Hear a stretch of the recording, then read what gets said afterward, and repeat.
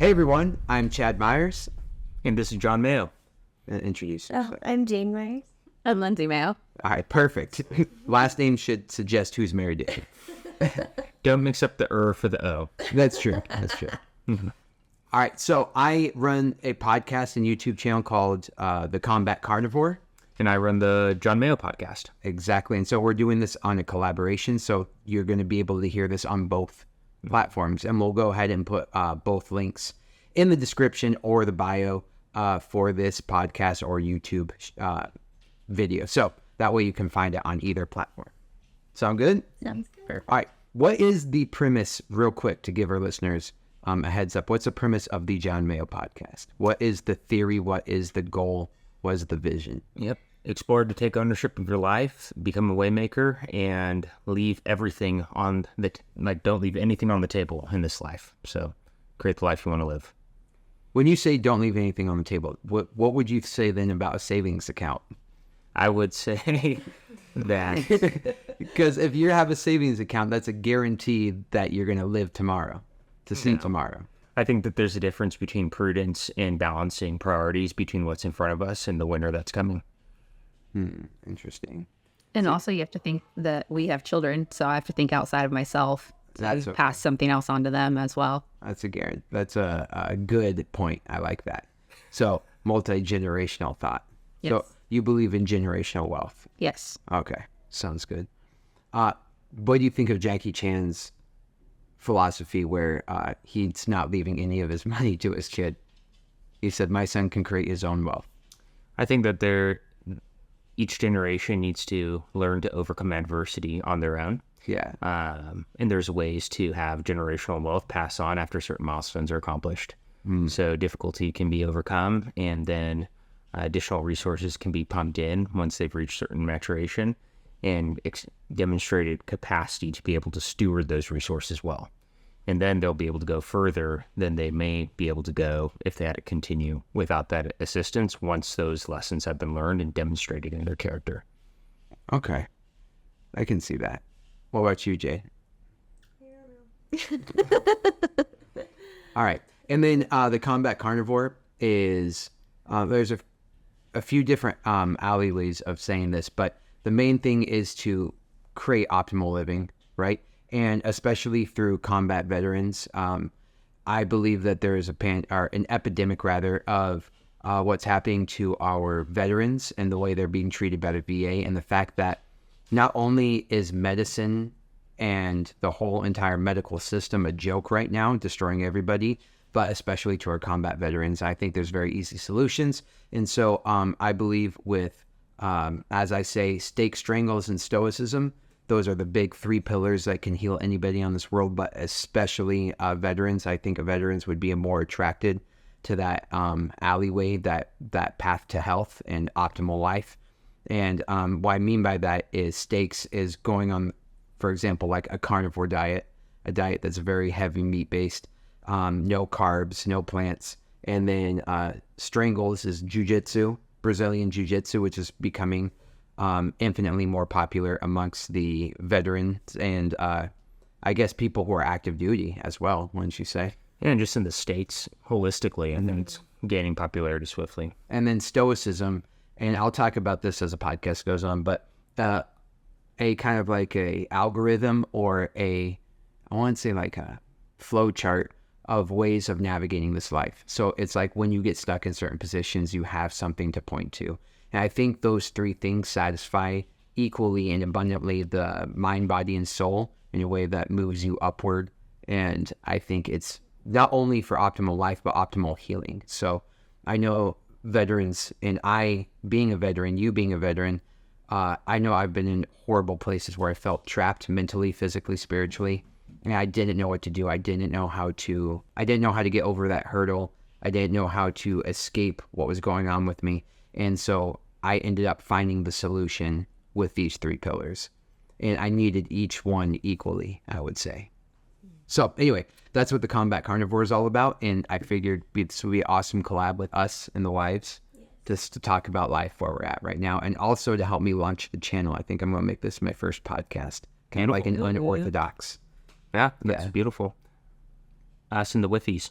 you know, yeah, the lens through which we see the world is incredibly important because we choose it, right? And that's where I think Stoicism is especially powerful, because it removes any sense of victimhood or helplessness in favor of choosing to find how one can respond, even if it feels outside of their control. And I'm a huge fan of that. Yeah, absolutely. It puts autonomy and sovereignty back into your control. Where a lot of these things are like, oh, your health is bad, you got dealt a bad deal. Oh, that's your genetics. Oh, you're just like socioeconomically like dispositioned. You know, like it's always an excuse. It's, oh, you're this race, so you get this, or you don't get to have an opinion because you're white. You know what I mean? There's like always something that is putting you at a place of disadvantage, and Stoicism is like, fuck all that. Stoicism is like, it doesn't matter. You know what I mean? Be the best human you can be, and don't let anything be an excuse. Correct. Yeah, and you know, we obviously, I like meat. I'm not carnivore, you know, yet, but definitely enjoy the conversations, explorations. Definitely, I would consider myself a Stoic, and a lot of the work that I've worked to create in my own podcast and the Waymaker community, with the tools I make for folks and the books that have been written, everything else, it's all aimed to help communicate, really with my sons in mind, what they can do with their lives if they take that ownership, right? So that we have a lot of overlap between our love of jiu-jitsu and our love of self-empowerment and individual liberty, and progressing that freedom and maximizing that freedom. And that's where I always love collaborating with you, because we have so much overlap there that we always find ways to support each other in our own efforts as we go down the path. Absolutely. And so, like you just said, our boys are your boys, and when I say our, I think of our kids. Let's go ahead and tell them about our kids and why you're probably going to hear a bunch of noise in this podcast. Background noise. Jay, tell the audience about who our kids are, who our family is. Like just how old they are? Yeah, just like you have 2 boys, 2 girls, that type of thing. Yeah, we have 2 boys and 2 girls. Our girls are in the middle and our boys are at the end. And our kids do jiu-jitsu. We met the Mayo family through jiu-jitsu. Jon found us, and then like from there it's just been like a flourishing friendship. We've known each other for quite some time now, like through over 3 years. But yeah, our kids are just of all different ages. They're 7, 9, 10, and 15. And then they'll talk about their kids, what ages they are. But yeah, everybody's has just a very different personality. I don't really know what else to say. Well, let's have Lindsay tell us about Yeah, our kids. so we have 4 boys, and ours are 10, 9, and our twins are 7. So ours are all clustered together, really close. But I think jiu-jitsu, I mean, going even to that, like meeting you guys has been one of the best things for them. I actually just saw a study posted the other day that they're researching and seeing that children who do jiu-jitsu are 47% more likely to show the self-control that they need. And that's playing out within school communities and things like that, because they can sit and focus and control themselves more. And so that's something that we're currently looking for since we just moved to a new state. And so wanting to get back into that community, because that discipline does show through in everything that they do. Yeah, well, to add to that, that was the video that's been going around, that lady who was talking about the different studies. That was pretty cool to see. I just love that there's so much. Not only did jiu-jitsu get more popular, but the studies are now supporting it, like from a scientific backing, why it's so popular. I think that's really cool, because you get really cool people like Joe Rogan, Jocko Willink, even Russell Brand. You know, like, all these people are doing it, and they're saying, hey, you need to do this. And now the science is backing it up because it's become so popular. Well, and it's not just adults. It's being geared towards kids now, too. Because they're seeing that they can harness that in a small human being and be able to help flourish that child in their environments. And I think so, too, like us all being, like we've been staying here for the past few days, and like all 8 kids. In any other household, that probably would be like utter chaos, someone tattling on each other. And maybe that's what it was in the beginning of our friendship, because the kids were still younger. But I think they kind of figure out how to solve their own problems. Oh, yeah. It's been effortless. Like, yeah. Surprisingly. Yeah. It's been beautiful. For context, in the house right now. So every 10 seconds of silence in the background, it's a miracle. We have 13 humans and 5 dogs, and 8 of those humans are young. Yeah. So the silence is a gift. But they've been getting along so well. It's been incredibly smooth. Well. Like going to the pond, going to the park, just entertaining themselves and getting along in this sense has been incredible. I owe, I think, a bunch of that to jujitsu. Like, so when John talks to my kids, it's a yes sir, no sir type thing. Your kids to me as well. Yes, mom, no mom, for our own kids. And wow, it's, hey guys, don't do this. Yes, sir. Everyone's just in agreement. All of them at No, the it's not. same time. Yeah. Yeah, and I think too, because even like I don't coach as much on the mats anymore. I've taken a step back, and even like when Gabriel's like, "Yes, Coach Jade," I'm like, "Oh yeah, I was your coach." Yeah. You will forever be that. Listen to me. You did really listen to me. You know, just the respect that he has was pretty cool. So All right. Yeah, it's the one other thing I think on the kids that's fun is by us being able to do this in community, you know, which I think is rarer and rarer to be able to like cohabitate for any period of time. Yeah. Beyond like 3-4 hours. And there's been multiple times I've been coming around a corner and I'll hear you, Chad, speaking with one of my sons, and you guys are having a conversation where you're either like saying this is absolutely unacceptable or you're hoping to broaden their perspective on something. Yeah. And I'll intentionally not come around the corner.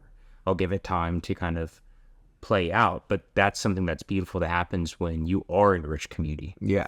Right? You can allow those additional perspectives to help hone the next generation and raise them up. Here's a rant I'm going to go on. I think we have become so egotistical and so isolated in our society that we no longer value opinions of other adults. So, for example, like if I were a kid and there's no way I could go tell on you to my mom, like as an adult. Like, so me being a kid couldn't get mad at an adult and then go tattle on you to my mom. You know what I mean? It's like, I'm going to go tell my mom what you did. Back then, as a kid, they're like, good, go tell her. Let's see, as a matter of fact, let's both go tell her what you did. Yeah. You know, like that doesn't happen anymore. Right now, it's like you can do no wrong as a kid, and your parents are overprotective, overbearing.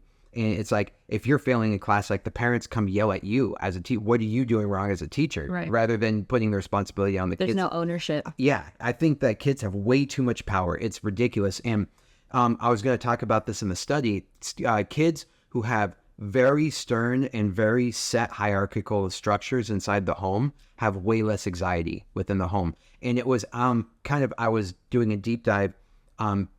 Kids who are raised in conservative families tend to have significantly less anxiety in the home. And one of the reasons is usually there's a firm authority figure within the house.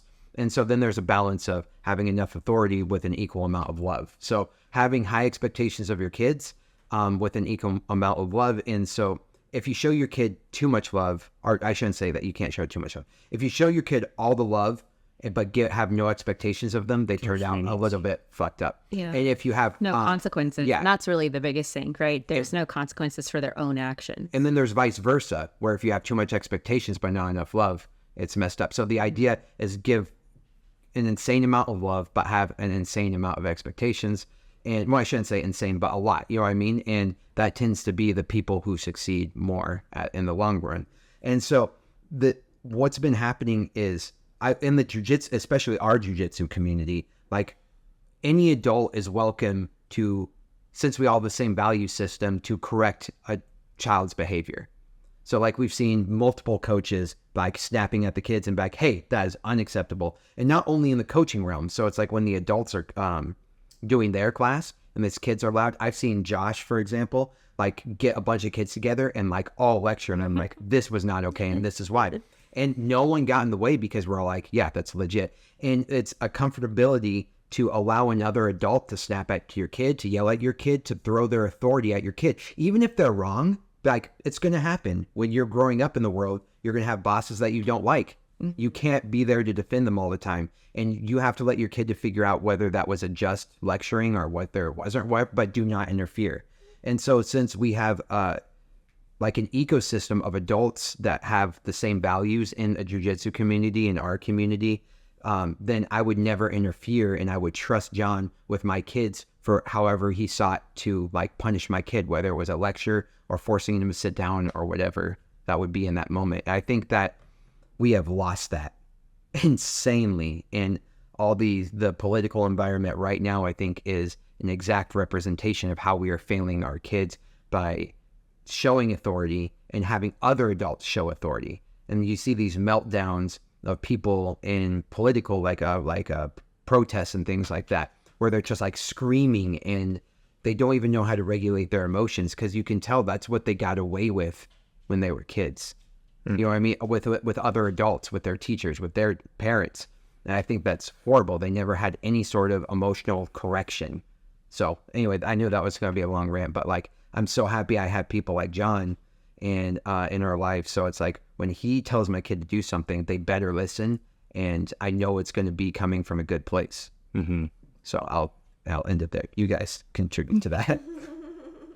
Well, the thing that glares to me is my life's work and what Lindsay and I have worked to do as a family is really coming to a beautiful crossroads and convergence around what we're calling Waymaker EDU for education. And Well, before you go, what is Waymaker? so if the obstacle is the way, then we must be waymakers. So drawing from Stoicism psychology and the beautiful truth that can be found across ancient texts, across all cultures, right? There's a lot of truth that begets truth, right? And one of the most beautiful things when we talk about not being, allowing ourselves to victimize ourselves or allowing the next generation to become victimized is, well, what do you do when you face adversity? Well, what if you thought that adversity was opportunity and you just had to learn how to decipher the difficulty in front of you as the very opportunity to give you precisely what you need from life? And So could you give an example of that very specific thing? of an example of like walking into that, or like something becoming the obstacle and you choose to focus on it. So if the obstacle is the way, then we must be waymakers. So if we were to face something such as, let's see, what's an example that we could pull from recent? Jiu-jitsu, maybe. Jiu-jitsu, Eric being Yeah. lost in the woods. Oh, Eric being lost in the woods. Yeah. Yo. That's always a really good one. Yeah. Speak to it. Well, the obstacle was his brothers left him and he got off path. And so he got lost in our friend's woods for upwards of 4.5 hours. Terrifying. There was- Colorado woods. Yep. And so there were mountain lions, rattlesnakes, bears that have been sighted down there. And he was 6. So he's little. He's by himself. He was also barefoot because he didn't wear shoes that day. And it was, the most terrifying thing that we've probably ever experienced as a family. We also had no cell service, so there's no way of communicating with one another in the running of what we were doing. So it's all SOS. You would have to have radios or walkie-talkies, and I wasn't going to leave to go get anything to come back. It just was scary. But what happened was it was a beautiful, in looking for the way in it, right? Like hindsight, and even in the moment, what we did was we came after we as in Jon and I lost our ever-loving minds. We took a couple deep breaths and created a plan to figure out how are we going to find our child.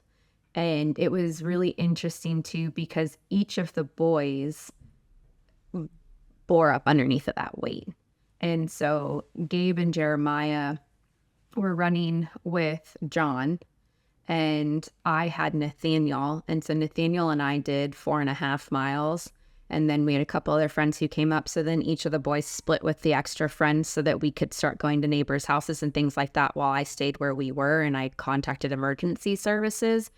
And it was this beautiful thing of everybody decided to stay calm. And I was really, really proud of the boys with the ages that they were in. They weren't freaking out. We were all very, very worried, but at the same time, it was like the calmer that we were able to stay, the more level-headed we were able to stay. And that we were able to kind of shift gears within your head and just be like, okay, the only goal here is to find him. Like there were no other options for us. And so then we started calling everybody else, and we're like, we need more people. We called search and rescue. But at that point, Eric was, the child's brilliant and it's terrifying. But he had walked himself up all of these different mountains in pine needles and rough terrain to 3 different houses until one person answered the door at the house. And so he probably covered easily 5 miles because of where he was at. He wasn't like next door. And each of these land plots have like 40 acres. Yeah. So it's not just like, and it was all hill. So it's not just like an easy walk in the woods, whatever. But he found somebody and he was all muddy and destroyed and his feet were all cut up and everything. And they drove him back to where he remembered we would be because he couldn't tell them whose house it was because you don't necessarily know all of your neighbors that way. But he was able to figure out land markers of what their house looked like to tell that person to be able to drop him off there. Wow. So walking through that story to answer your question in a more distilled function, to be a waymaker is actually a trained and intentionally trained response that allows you to transform difficulty into a path forward. And a more concise example would be, okay, you don't want to get smothered in a choke or something like that, right? Well, you are given the opportunity of a choice to either never step on the mats again or to have the discipline to intentionally step on the mats again.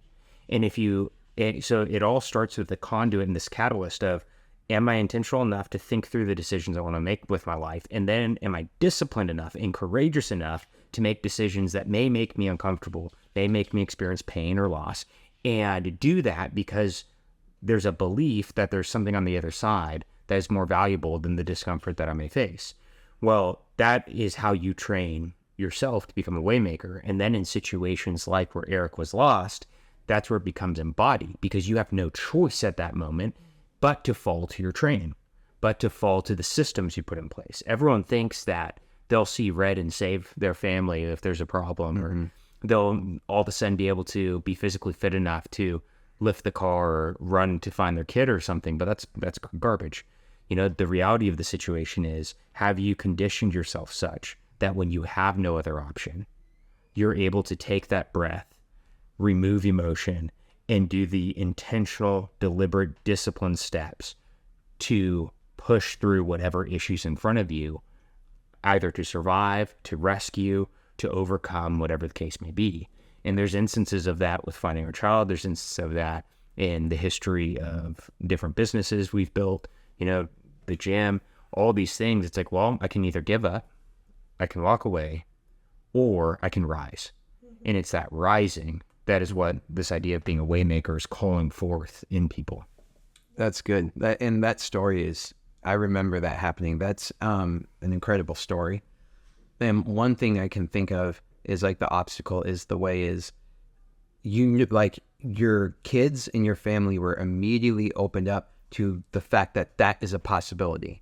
Losing your little brother, like making that mistake, and how their actions, or rather their lack of actions, could affect the entire family in a traumatic and dramatic and an intense way that they never probably realized before. No. And now they're really particular about the buddy system. So they do go in twos. Yeah, but they'll have that for the rest of their life. They don't. Well, like crossing the street, for example. Yeah. This is an example I lose all the time. So I'm very big on meaningful learning, and so contextual learning as well. And so I tell my kids all the time, like, look both ways before you cross that fucking street, like all the time. Mm-hmm. And then I see them about to cross the street and they don't look. I'm like, you're right in front of me. Like, at least do it because I'm here. But yeah, they're just so bad about it. But you almost get hit by a car once. No one's going to remind you ever again. So you guys got that rare opportunity where something so crazy happened and it turned out okay, that the family will be so honed in on that for the rest of their life, especially as you guys function as a family. And I think that is like the obstacle became the way there. That was the obstacle that you weren't expecting to run into. Mm-hmm. But for the rest of your life, you're prepared for that because you had to dive into the obstacle and overcome the obstacle and master the obstacle. And as a result of being aware of that obstacle rather than avoiding it, your family will probably function and fare much better in certain situations, especially as we travel the world. They're going to be like, hey, remember, like, we know better. We know what that feeling is like. Yeah. Why are you smiling? Yeah, I love the subliminal. Just like as we travel the world in our boats. But yeah, and the beautiful thing is it's like submerging yourself in water, right? It's a way of existing. It's standing on the shoulders of stoicism and other things. And, our goal is to make these ideas and this manner of like baseline conditioning accessible to the next generation. And that's, I say, just as you're using carnivore and jiu-jitsu to save yourself, I'm using what we've created in this idea of becoming a waymaker to save myself and to create myself into the man I want to be so I can better serve and lead my bride and my sons. And that's allowed us to partner together far more beautifully and stuff. And more recently, it's like, well, what is the best thing we could possibly do? And that's where it came to, okay, we're going to create tools specifically to equip the next generation to thrive. Because where there's darkness, waymakers can become the light. And that's another idea we've been playing with. It's like when you look at someone, when things get scary, do you look at what's scary or do you find the hero and watch them, right? And what if there's no hero? Well, someone has to stand up. And that's something we've really been pushing, especially with any type of media that they're watching or movies or something. When they start to get scared, we're always like, yeah, but who are you supposed to be watching right now? And so we'll pause it and we'll have intentional conversation around that. And it's like, but what's the hero currently doing right now? What do you think the hero may be trying to work through to get there? And that actually helped Eric when he was lost. Yeah. Because he's like, well, what would someone do in this situation? They're like, they'd get calm. Yeah. So he'd play games and stuff, and then he'd keep moving in the woods. And Or he'd pause and count rocks, and then he'd move on. Oh, yeah, because you were saying that he was getting scared, so like his eyes were playing tricks on him. It's like, is that a bear? And then he would find ways of calming himself down because he knew like logical games would keep him calm. Right? And so then he that's multiple layers in this. And how incredible foresight that was, because not only did he realize like I need to calm myself down, because if I lose my shit in this situation, it's going to make things worse. So he already had the forethought to say like I need to stay calm. So before I even take another step forward, let's go ahead and calm myself down. You know what I mean? I know the situation is bad and being hysteric is going to make things worse. So realizing where he was and then realizing how to not make it worse. And then on top of that, having steps to go about making that worse while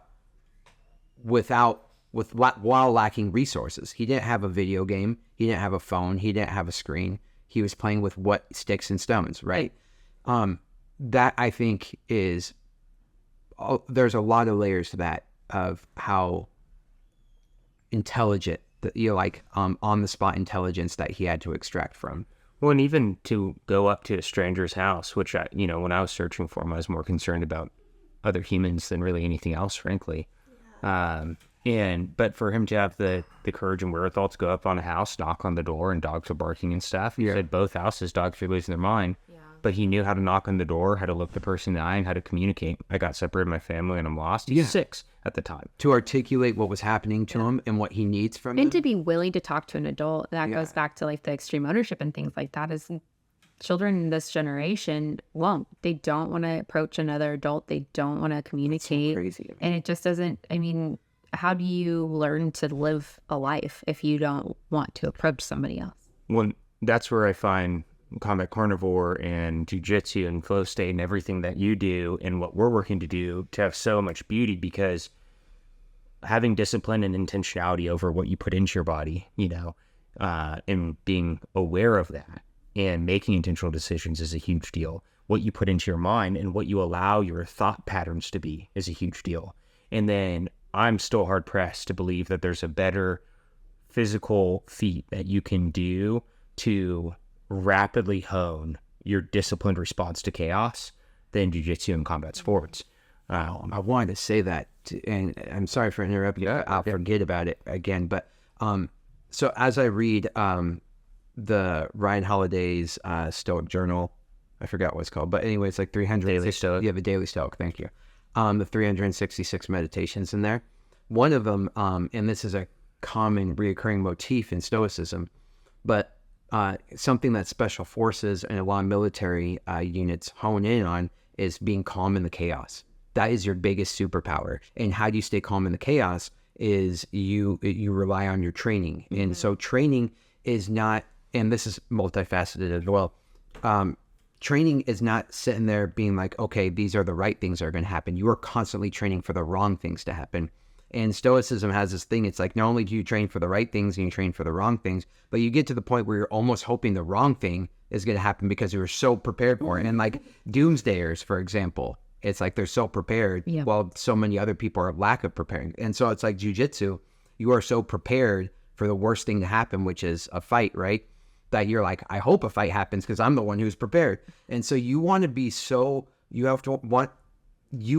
it should be the case that you are so comfortable with the autonomy of your preparedness, right? Or the fact that the very little things can pull you out of, being non-prepared, right? I guess is the best way to put it. But the special forces talk about that consistently, calm in the chaos. Yeah. Calm in the chaos. Neil Armstrong, they asked, were you nervous? He said, no, I was meticulously prepared. You know what I mean? Even though things were going wrong while he was trying to land on the moon, he was calm. They were monitoring his heart rate. It like never went above I forgot what the exact number was, but he didn't have an elevated heart rate, even though he was landing on another celestial being. Like, If it was true, I'm just gonna make a little joke. Oh my God. Okay. But the idea is you prepare for the worst and you train for the worst. You train for all these scenarios. So that way you are never extracted for being who you are. And that's what we talk about in Stoicism. And we talk about as a martial artist is you want to be as authentically you as you could possibly be. And when someone makes you angry, are you authentically you, or are you just a response to somebody else? When something happens, like the economy or gas prices, upsets your soul, then it's like you are not authentically you. So how do you be authentically you is you become a person that cannot be compromised. Your emotions are so disciplined. I shouldn't say your emotions, but your regulation of your emotions are so disciplined that you're not compromised. It takes more and more to compromise you. In your response. Exactly. So like in jiu-jitsu, for example, you're training for a fight. And so the idea is people see red, right? That's you turning into an animal. That's you going from not being a human, the parts of your brain that make you human, to go into the animalistic part of your brain that every other animal has, to the fight or flight. And so the more you can remain human in the worst possible situations, that's what a martial artist is. You have a clear head, you have a clear spirit during the entire fight, so that way you're in control. You see clearly, right? And so when you say calm in the chaos, I think that's a perfect, when you said that, one of the things that rings true, I think, for all philosophies, if you can remain calm when things are going bad. And so how do you prepare for that?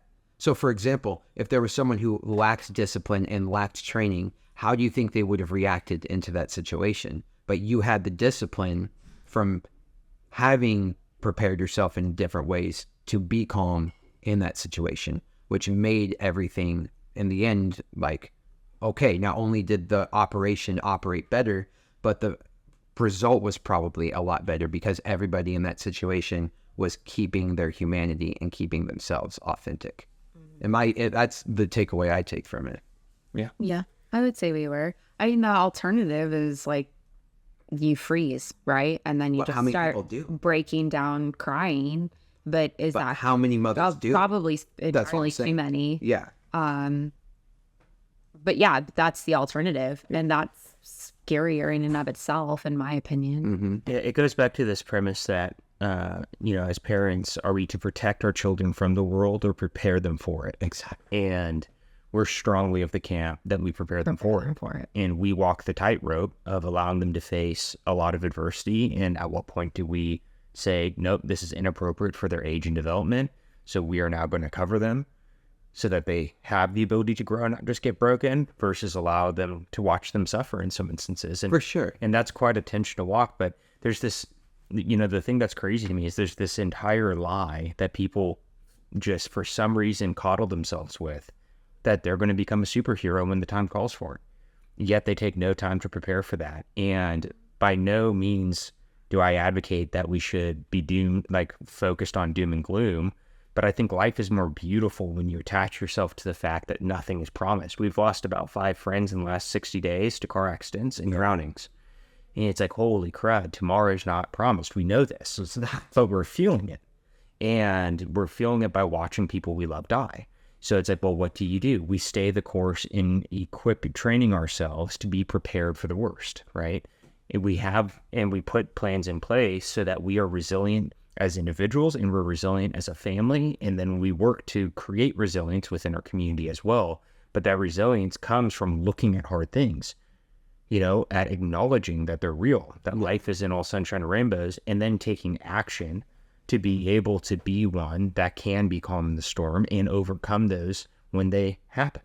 And that's kind of the beauty of the full response, despite it being uncomfortable. Yeah, I think the biggest thing is acknowledgement, like you said, because a lot of people won't acknowledge things. They'll just like, oh, that person died. Okay, it's gone. It doesn't exist anymore, which doesn't help anybody if you never talk about things. And that's at every level. Like, and so to say, how would you say this? One, you said it's not all doom and gloom, right? But the thing is, preparing for doom and gloom is the obstacle is the way. You like, for example, preparing for a fight is one of the biggest enjoyments of my life. So like training jujitsu is extremely enjoyable. And now I'm prepared for the fight. So it's like, there's a difference between idolizing something that's unhealthy and acknowledging it and preparing to overcome it. And I think that's the difference. Some people like put themselves in a vortex of like the world's ending, and then they start trying to make a self-fulfilling prophecy of why everything's crap because of that. Exactly. And that's the distinction I was working to make, because to your point, like, thank you, I have a fat lip, a black eye, a bruised temple.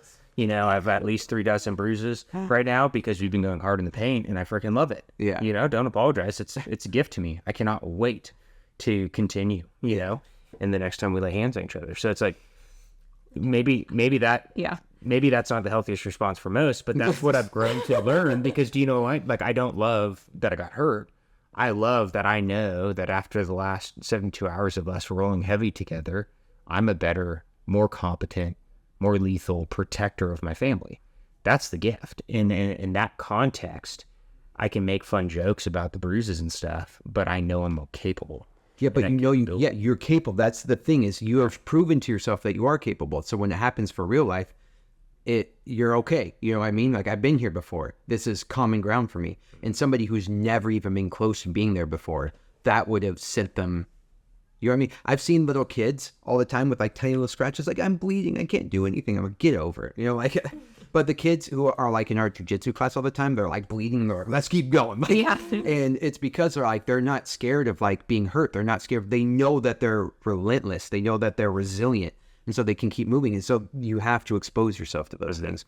And then adding to what you said, where it's like multi-layered, right? Of like wanting to admit that. For example, like the whole race issue, that's like I remember like in the 90s, people were like in the late 90s, it's like, it wasn't a big deal. No one cared. No one cared who was a black actor and a white actor. Like, I don't remember ever making news, or, I don't remember people being like racist about anything, like being the main topic. And now it's like the priority of conversation. In media. Yeah. And what's insane, and like, especially like what goes around on social media right now, But what's insane to me is like, they're exacerbating this idea, and they're trying to delete history. You know what I mean? They want to cancel and push out parts of history that they don't like hearing, which is very interesting to me, because like what you were like alluding to, it's like, it's not going to be all sunshine and rainbows, but why not learn from the mistakes of the past? Why not accept it, look straight into it, figure out whether it was okay or not okay, and then let that guide your reasoning. You know what I mean? If, for example, and this is pertinent to the conversation, because imagine your family deleting that history of Eric being lost. Yeah. How much more traumatic would that be? Yeah. Like, to not acknowledge that it ever happened. But I'm just saying, like, don't you want that life lesson for your family for the rest of your life? Absolutely. Like, by the grace of God, everybody turned out okay in that situation. Absolutely. Right? But you want that lesson, like, in your back pocket forever. Oh, and we use it. Like, one, we realized that it was a traumatic experience for everyone involved. Yeah. And probably trauma's good, though. But in this, it's what you do with trauma. Exactly. That makes it good or bad. And in this case, we've used it. We were so fortunate that no significant harm came. And still, not infrequently, we'll talk about lessons learned from that. And because Eric will still sometimes relive it and and he needs to talk about it and process through it and be yeah. like, I'm okay. Because there's plenty of times when he's like, we'll never talk about that again. And I think that's the part that's unhealthy. Just deal with the emotion that's coming up, right? Not necessarily like, we need to talk about every single detail. Because there is some of that where it's like, you could always keep him in the fear, right? In that. But it's like, if this emotion's coming up, what emotion's coming up, what is triggering it, and why is it being triggered this way? And then just sitting there and going, okay, but are you walking through this exact thing right now? No. And it's learning to control that emotional response of what's feeling like it's a trigger, because not everything in your life should always be triggering you, right? So you should be able to be like, recognize I'm being triggered, but what is now my response? Instead of just living in that like, well, now I'm triggered and I have to be this way. And everything's justified now from this point on because I'm triggered. Right. And you're not dealing with what's actually rooted there. But I think society, like, that's a perfect story of like society could be learning from its mistakes. Yes. Instead of like cutting out history and not wanting to talk about it and and then also like you can respond any way you want. And like, even if your trauma wasn't yours, even if you're just like emotionally triggered for somebody else's trauma, it's all of a sudden this justification for you to act like an animal, like act wild and act without consequences. There's a word I'm looking for. People act without consequences and they think it's justifiable. But you're very correct in being like, I understand that you even have a justification to be triggered. You know what I mean? Like you were in the fight or flight, like you were walking barefoot through the Colorado woods. Totally valid. But don't let that be, you don't allow that to be an excuse. You're the person, you're the kid, you're the superhero. But I don't want him to stay stuck there. Yeah. That's the big thing. It can't become something that controls you, not even an excuse. The trigger can't, the trauma can't control you. You have to learn how to create calm from the chaos of that pain. And like there was times I took him on walks in the same woods. I drove him to the same woods. Oh yeah, because he never wanted to go back. We walked in. Good. It jacked up for a bit. Get back up on the horse. We had to get back up on that But horse. we did it together, right? Like we didn't make him go and find his way back. Like that'd probably be awful of us. Figure it out again. Yeah, exactly. But with children, right, I think that's something as parents who are so emotionally and just invested in their kids in general, is you come alongside them and how do you guide them through those things? One thing that we had talked about with jiu-jitsu is people who have PTSD, especially combat veterans, they are triggered, and they're triggered, very justifiably, right? Because you never knew when your life was going to end. And then all of a sudden, it's like for the next 10 to 15 minutes, and however long, you have to survive. Bullets are coming at you. You have to kill someone or be killed. And so your body pumps all the chemicals, all of them, right, into you, all the adrenaline, all the survival. It just goes. So when you get triggered over here, you just go at it, right? And I think that's what helps them with jiu-jitsu, is because when they get triggered, what happens? You can't just see red out of side control. You can't, you know what I mean? You can't just It's a controlled magically. environment for that. So what ends up happening is you find your way to the other side. And so you go from the fight or flight to the other side, to the prefrontal cortex, and then you see, I'm okay. Well, I was even thinking of that I wonder, like hindsight's 2020, right? I wonder if Eric's training, because at that point when he was lost, he'd been in jiu-jitsu for 2 years. Mm-hmm. So like going, I'll take credit. yeah, exactly. Going 2 to 3 times a week though, Yeah. and being put in those adverse, hard situations. I wonder if like that was also some of his response. Your adversity was just getting them to the gym each time. It really was. There were days that Jade was like, I understand. But Just like, how are you? I'm like, I'm gonna sit in the corner or not talk. but the entire narrative of our gym for the kids, especially, is like, you need to be tough. Your mom's not always going to be there. You need to figure it out. If there's a fight that's happening, there's not always going to be an adult to tell you what's fair. Right. If you get knocked in the nose and you feel like you can't see, there's still a fight happening. Mm-hmm. Why I think jiu-jitsu is so extremely important, especially for vets, is you're forced to go into the fight or flight, have no way out but making it. And it's kind of like risky play. Why is risky play so important? Is because you find the spots that are anxious where you can get hurt, and you get to the other side. And that's your brain showing you that navigation from fight or flight to calmness.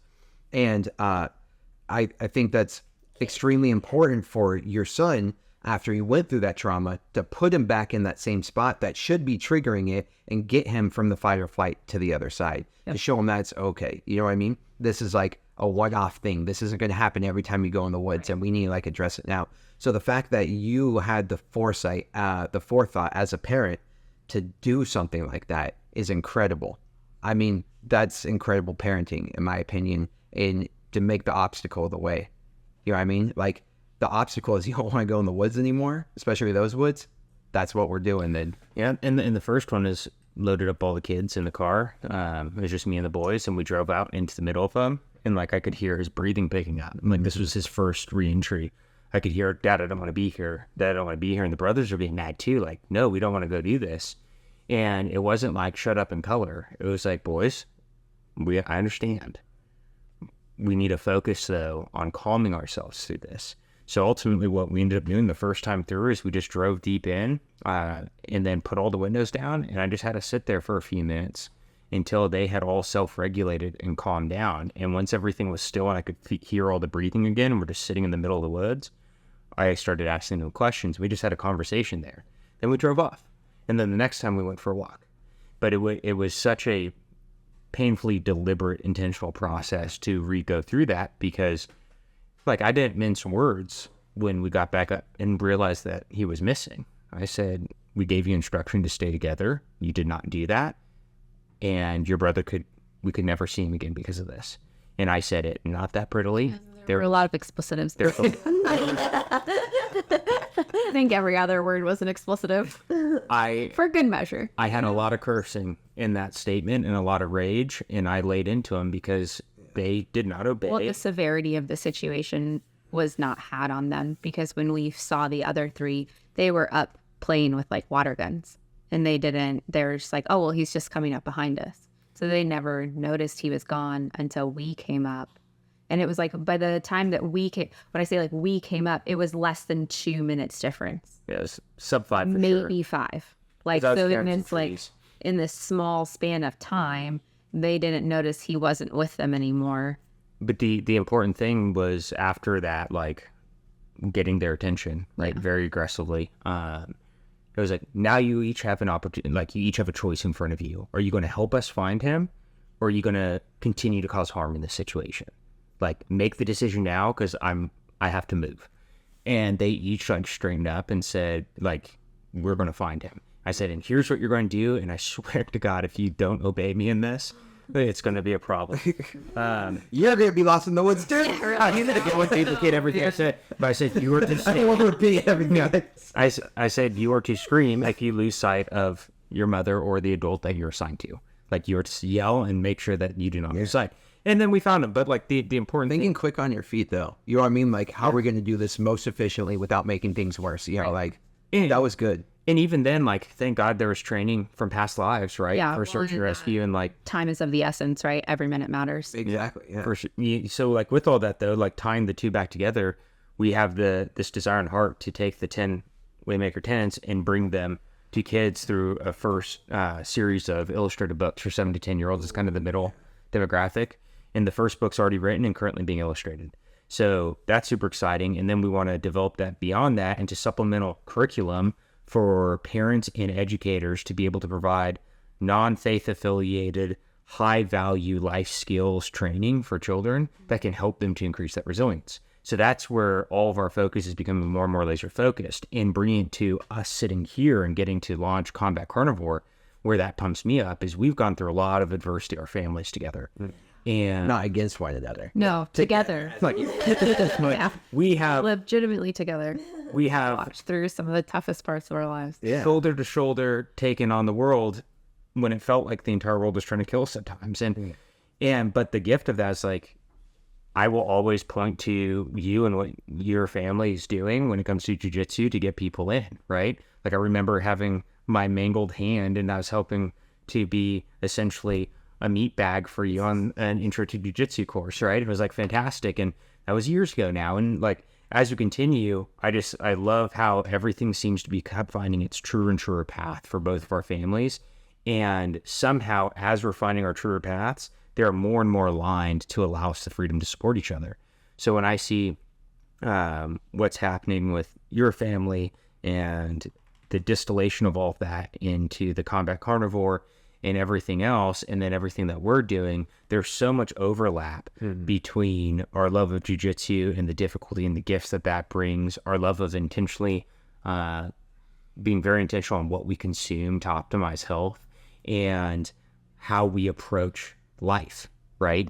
You know, what we call the Waymaker idea, Stoicism, faith, like those things all have just brought us together in greater clarity. So we are able to support each other in these initiatives, like free. And that's just fun. And also challenge each other when we don't always agree on things. I think that's a big thing because a lot of people cannot be challenged. They don't. A lot of people do not like to be challenged. And if you know Chad, I love challenging. So To challenge somebody. well, yeah, and I'm glad you said that though, because I think that probably the bulk of the time we're challenging each other. Like I think 90%, no, not 90, but like a lot of the time we're challenging each other. and I feel like there was a time period in your guys' friendship where it was like, I was very thankful that like there was you guys were kind of like having hard conversations, but you were able to have hard conversations with each other, where obviously in the same scenario, hard conversations were like an explosion, you know what I mean? And so it was just like very beautiful to see that through that you guys can be like, hey, I need to talk to you about something. And you guys were able to talk it out, and it might have taken 1 day, 2 days, whatever amount of time it took, but you were able to do that. Where other people, they're like, no, I'm just done. Like, not going through adversity, don't want to have anything to do with it. Yeah, lots of friendships end because you have to have a hard conversation. Like for us, we were pretty chill. Like, this isn't working or that's not working. And like, we're like, okay, we'll move on to the next thing. Well, and I remember for you and I, or at least this is my recollection, is like we were kind of honing some of that skill together too. Because both of us we were both losing people in our lives because of hard conversations. Yeah. And we're like, and we need to have some hard conversations. So like, oh my God, like I'm watching you lose people, you're watching me lose people, and we both need to have a hard conversation with each other. And I remember us at one point, it was pretty late at night after training and stuff, I was like, we need to talk through some things, but let's be committed to creating a solution. And that kind of idea, and it may be uncomfortable, but let's figure that out. And that's another opportunity of the obstacle becoming the way. We chose that we wanted to preserve our relationship first and foremost, and everything else had to subjugate to that. And we had to punch through the discomfort of the things we didn't want to talk about to preserve that relationship. And we did. Over days, weeks, months, and now years, we continue to do that and allow each other to evolve. There you go. Like, John knew me because I was still working at Shriver, I want to say. When I first met him, I thought I was working at Shriver. You were working at Sarah, I thought, by that time. I don't know. I think, no, because I remember driving by the gym on the way to Shriver for that last little bit. But regardless, I'm just saying, you knew me when I was probably at one of my lowest. And then, like, you knew me going through some huge transformations. I was, like, really struggling. And then it's pretty cool to see you, like, see us on the other side. And I know that you had a rough 6 months not too long ago, right? Was that 6 months? We're coming out of a year A now. little bit more than 6 months. Yeah, but regardless, it was like you were going through the shit. Yeah. You know what I mean? Yeah. Those last 6 months has been crazy. But we've each known each other through these drastic waves in a short amount of time. I think that creates more bonding, just as if horrible storms create great sailors in a short amount of time. Well, and to that exact point, it's really interesting. And Lindsay commented on this on you guys coming to visit. She's like, the people who we're supposed to live life with, we'll always see each other out. And You always make time for each other. Like, no matter where you are in the world, if we were going to Colorado, it's like, who are the people that you would absolutely travel to go see? Yeah. You know what I mean? So it's like, if we're on the way somewhere, I'm absolutely stopping to see you guys. Yeah. It's non-negotiable for me. Non-negotiable. when things hit the fan, like through the different challenges we faced, we've all had boundaries to safeguard our own families, but also provide support to each other, right? So it's been like, hey, we can't lay in bed completely on this thing, but we are here to support. How can we support in these ways that we can do it healthily without compromising ourselves and no longer being helpful, right? Because that was even some of the things we had to walk through, like at the end with some of the gym stuff was like, hey, we are here to help. We are not going anywhere, but we have to do it in this way so that we can continue to be helpful. Yeah. And like that in and of itself was hard. But it's like the harder it gets, like y'all step into the difficulty, right? we've worked to step into the difficulty with you. So that's like the best test of who someone is and is someone truly a friend, is when the shit's hitting the fan. Are they a fair weather friend or are they there? For real. And I don't know. What do you think about that? Oh, yeah. Well, also the welfare checks is something. So what I'll do is for periods of my time is I always reach out to people. I always make sure people are okay. You know what I mean? But what I'll do is I'll not reach out to anybody for a while and see if anybody reaches back. So Jon Mayo, you randomly, hey, just welfare check. You know what I mean? Seeing how you're doing.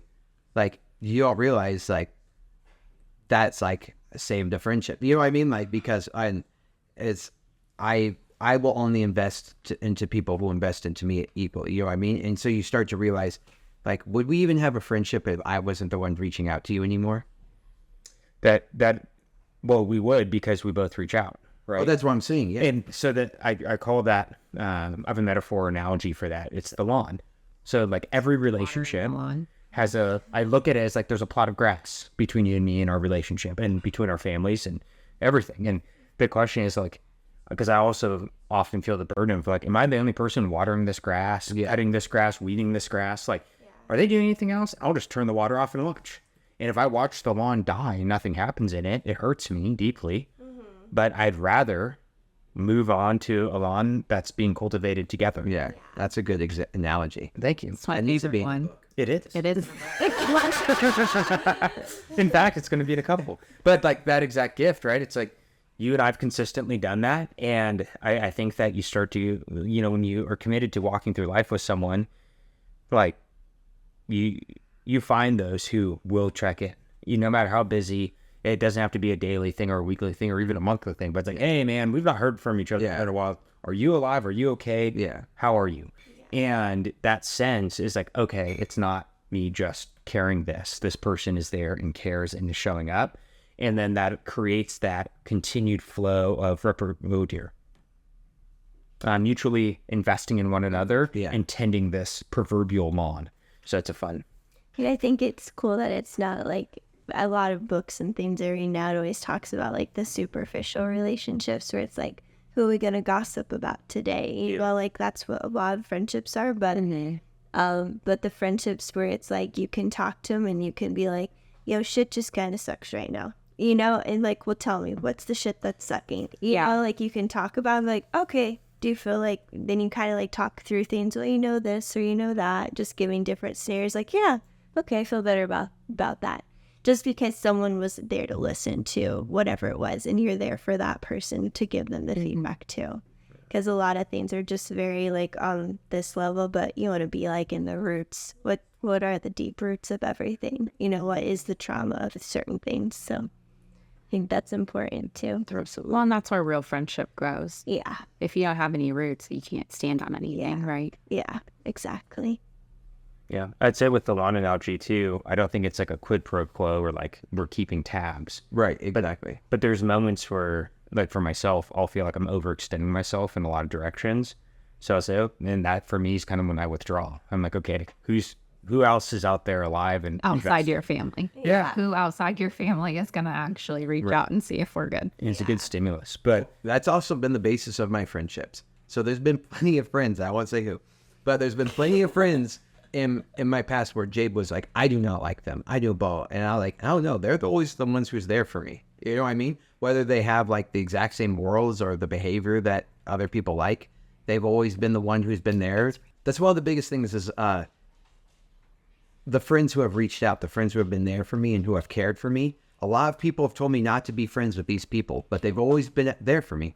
And it turns out that those people have made like huge jumps in their lives. Yeah. You know what I mean? And I'm glad I like didn't give up on them. Yeah. You know what I mean? Because I've always based it on who was there for me. Yeah. Because some people can really fake it that they don't care about you. Yeah. And how many times has that been the case where it's, like if I had to choose, I wish they weren't there for me in that kind of way, but they are there for me. Mm-hmm. They have taken time out of their effort, taken time out of their life, taken time out of their families to help me with something, to make sure I'm okay, to tell me that I appreciate your friendship and I love you. You know what I mean? Like, they didn't have to do that. They just felt compelled to do it, and they constantly check in. They're always just Yeah, and they're the weirdest people. You know what I mean? Like people that you're like, Just say that about me, man.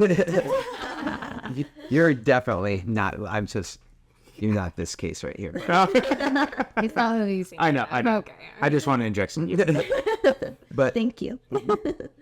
Bray, you know a few friends. Yes. You know what I mean? And we're still friends with them after all these years. And they're like, it's just weird because it's always not the person that you think of. It's not always the Hollywood image of like someone who's your boy and like, is this like caring and nurturing person. It's not always, sometimes it's the asshole in the movie, but he was there till the end. And, I don't think you could say, shout out to this person. When we're done recording, I just have to know. but that's who I mean, like that. I love that person. Yeah. You know what I mean? I'm going to stick by that person's side more than the one who is, like the superficial side of it. You know what I mean? Yeah. And when you do those tests to see who's like with you or not with you, you know, you stop watering the lawn and you just watch. It's always the same people. Yeah. It's always the same people and just random checks just out of nowhere. But like even my old boss, Sam, who's fired me before. Yeah. Right? Like Yeah. we're good friends and like we've had ups and downs before. And it's like, I know that friendship is strong because it survived a bunch of bullshit. You know what I mean? Yeah. But he just randomly checks in like, hey, how are you and the family and stuff like, and I checked in with him randomly just to see how he's doing. And we're talking somebody from a different country around the world, different language, different cultures, but like people bond. And I appreciate that a lot. So I can't remember exactly what the movie is called. It's been driving me crazy, but it's the one when Jake Gyllenhaal is the boxer and he accidentally, like there's a death, a shooting, and then he loses everything. I can't remember. Right? But he only had one friend who stayed with him. He was almost mad because it was like not the friend that he wanted to stay with him. And he was like, I don't care about the watches and the nice things you buy us. He's like, I deeply care about you. And it was just not the one he expected. But that's the one who stuck with him throughout the entire thing, no matter what happened, no matter what status he was at, no matter what his reputation was, because he knew him and he cared about him.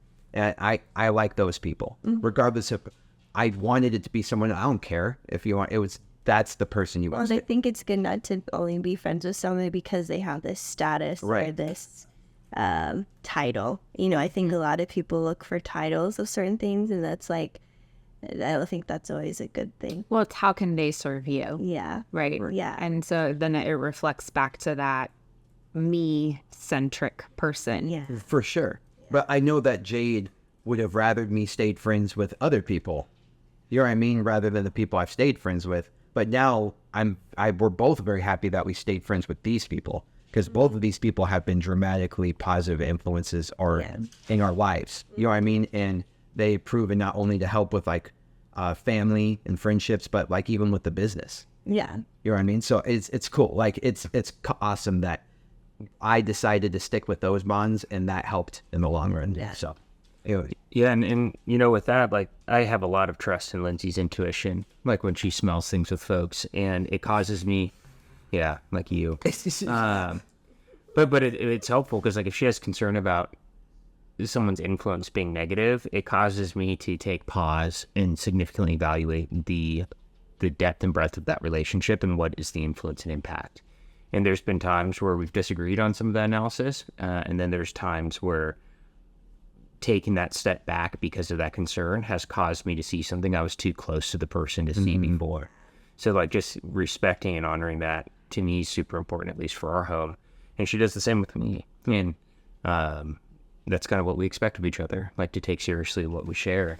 You know, this has been a super fun conversation. One of the things that was bubbling up in my mind is with the launch of Combat Carnivore, what can people look forward to? Absolutely. See, I wasn't even cued for that. That was just natural.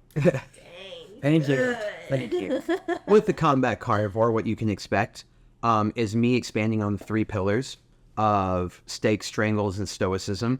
As I dive into each, I'm going to have people on this podcast in which I exclusively talk about their specific, journey would be a good one, but their expertise.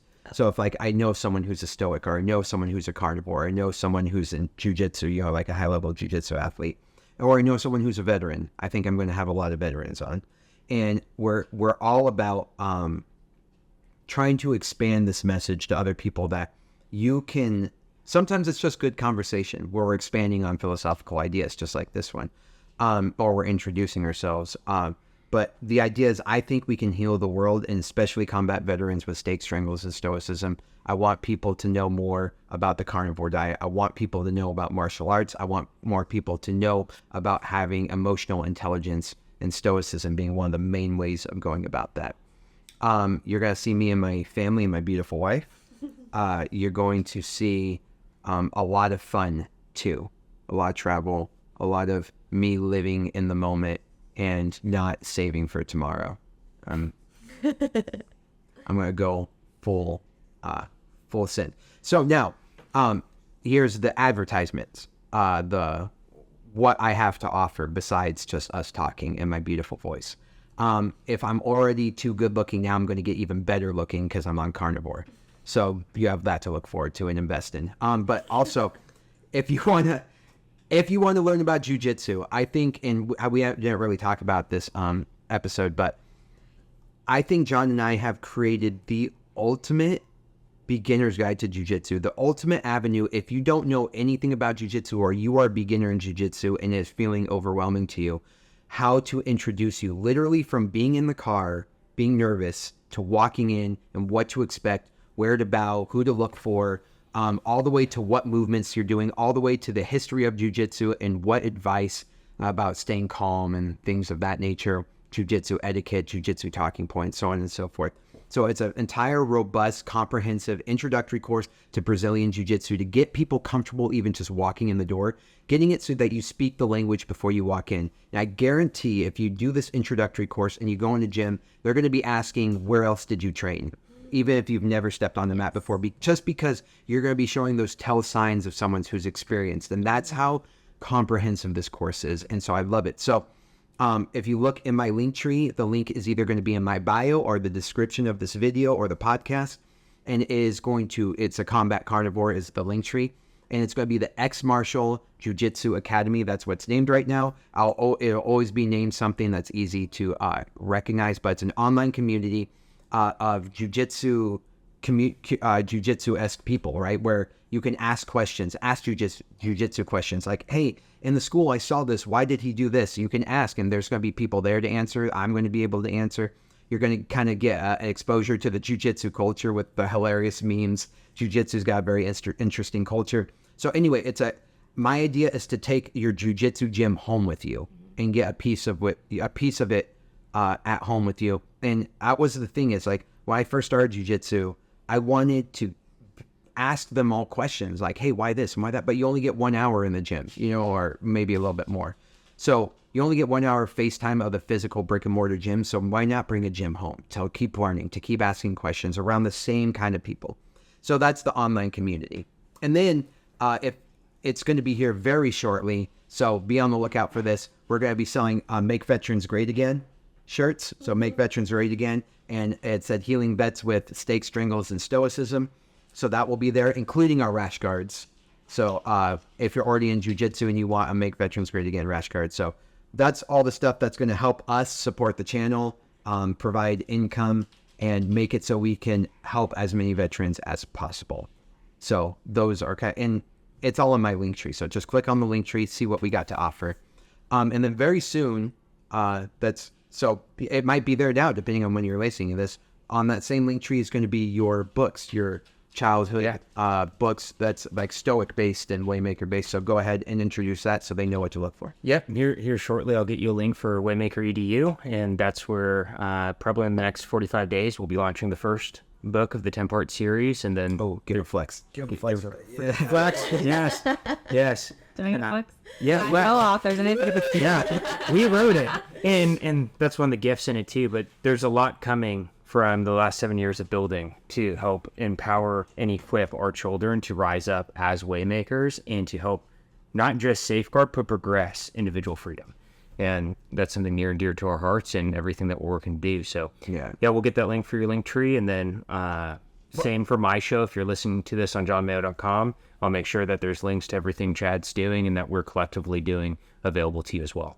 And like, I want to elaborate, like, these are childhood books that teach them how to increase emotional intelligence, right? It's like you said, not religious based, not dogmatic based. It's like actual comprehensive functional based. I love that. You both read it. And I was all about it. Yeah. Basically just waiting for an illustrator, right? And I mean, Already being drawn. and so waiting for the illustrator, I guess, right? Yeah, to finish it. Yeah. And so it might be up already. So it depending on when you're listening to this, I'm such a proud supporter in that, because what I'm trying to do is I'm trying to repair people, right? And you guys are trying to make sure. What was that quote? I want to say it was from Frederick Douglass, but it's a lot easier to raise strong men than to repair broken men, right? And so you are doing something that's like God's work, right? It's like making sure that our children are strong and have sovereignty, because I think that's one of the biggest thing. I think the family unit should be the absolute strongest unit in society. I think it's the thing that is most attacked currently culturally. Oh, dude! Oh my God, you can't get me. No, I know, but So, I'm just but saying, yes. like, but that's We'll talk what about our that as we cook steak downstairs. that's what our focus has turned to. Exactly. Is focusing on the family unit and realizing that these kids have lost certain arts, and we really want to bring that back and introduce them as waymakers into society, so that the next generation can continue on with everything that we all four have brought to the table. I think that is so beautiful. I'm so glad that's where you put your efforts. I'm so glad that you're even, like, you're taking time out of your lives to help. Like, by writing this book, you're helping other families. You know what I mean? You're bringing your family closer together. So, guys, I'm a huge supporter of this. So I'm going to have it on my link tree as well. And I can't wait for more books, and especially as the kids grow and as the level of book increases with their age. You know what I mean? So that way it becomes age appropriate as the years go on. So people can not only get this for their younger kids, but their older kids as it happens. Jay, do you have anything? This was awesome. One of many. So Combat Carnivore out. Jon Mayo's gone. All right.